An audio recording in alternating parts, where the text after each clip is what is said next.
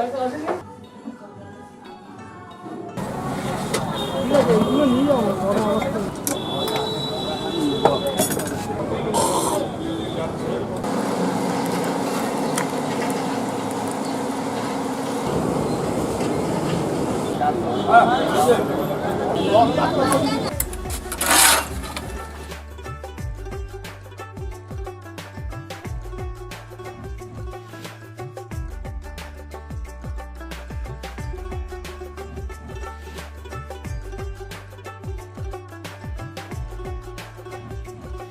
लोग मिट्टी का काम करते हैं।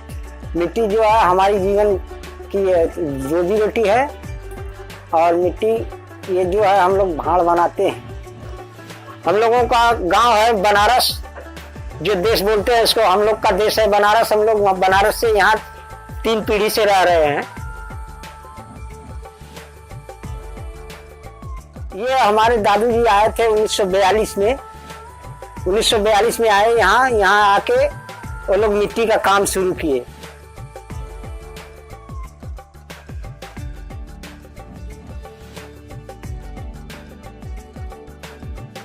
उसके बाद हम अपने पिताजी के साथ आए थे 1978 में।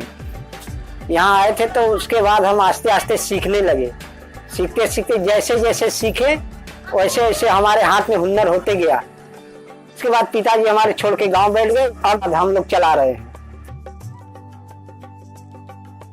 हम लोग एक अंदाजा से कोई 1700, कोई 1800, कोई 2000 तक बना लेता है और इसमें हम लोगों का रोजी रोटी चल जाता है। कोई तो बेनिफिट ज्यादा है नहीं, लेकिन रोजी रोटी चलता है।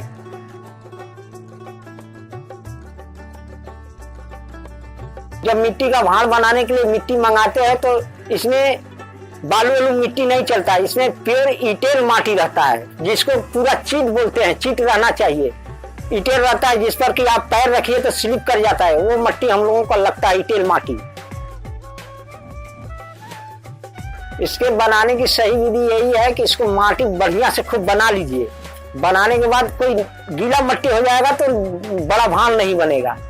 अगर थोड़ा माटी टाइट रहेगा, ईटील माटी होता है, टाइट रहेगा तो मिट्टी बढ़िया बनेगा। तो उससे आप बड़ा भाड़ 1 किलो तक, आधा किलो तक, 250 ग्राम तक बना सकते हैं। तब इसको सुखवाते हैं। बनाने के बाद पटरा पर काट काट के रखते हैं, घाम में रखते हैं, रौद में रखते हैं। जब ये सूख जाता है तो इसको हम भट्ठी सजाते हैं, कोयला दे के नीचे। इसके बाद उसको सजाते जाते हैं, फिर कोयला देते जाते हैं। जब ये पूरा सज जाता है तो इसको ऊपर से हम बिचाली रख के और ये पेपर रख के और थोड़ा गीला माटी रख के बंद करके ऊपर से और नीचे से आग लगाते हैं। तब आस्ते आस्ते वो करीब 7 से 8 घंटे के अंदर पकता है। जब पकता है तो ये 7-8 घंटे के अंदर पकता है तो इसको हम करीब धरिए हम 4 बजे आग लगा दिए तो पकता है रात 11 बजे तक। आस्ते आस्ते जब आंच खत्म होगा तो सुबह हम लोग 6 बजे उसको आस्ते आस्ते निकालते हैं। निकालने के बाद हम लोग मार्केट में ले जाते हैं, अपने से ही बेचते हैं।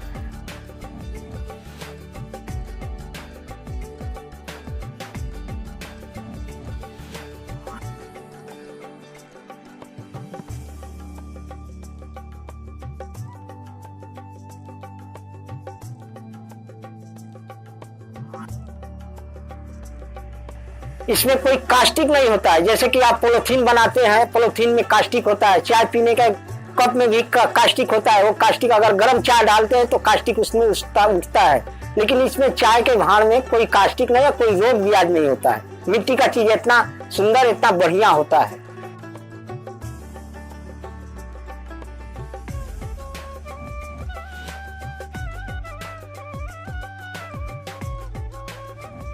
ये बर्तन बनाने में हमारा जो खर्च पड़ता है तो हम लोग ये देखते हैं कि हमारा खर्च एक भाड़ पर 30 पैसा गिर गया, तो इसलिए हम लोग बेचते हैं इसको 50 पैसा, तो 20 पैसा हमको बेनिफिट आता है। तो इसमें हम लोग भी खा लेते हैं, परिवार भी खा लेता है। जीवन का जो है कि चलते रहता है कि इसमें कोई दिक्कत नहीं आती है। आप मेहनत करते रहिए तो आपका परिवार खाने बिना मरेगा नहीं।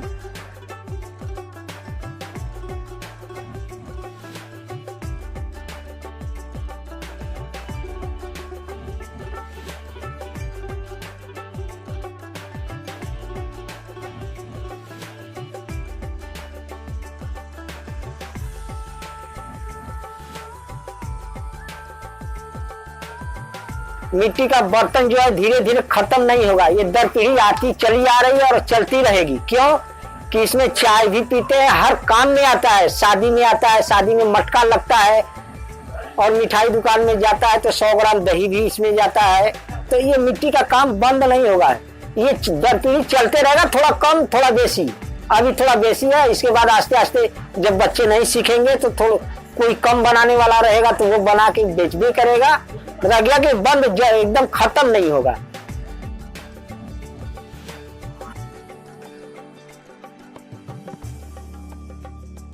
हम यहाँ की सरकार की यही कहते हैं कि हमारी सरकार जो है यहाँ की, हम लोग को थोड़ा मिट्टी चाहिए। मिट्टी अगर मिलता है बढ़िया तो हम लोग का काम ठीक होता है।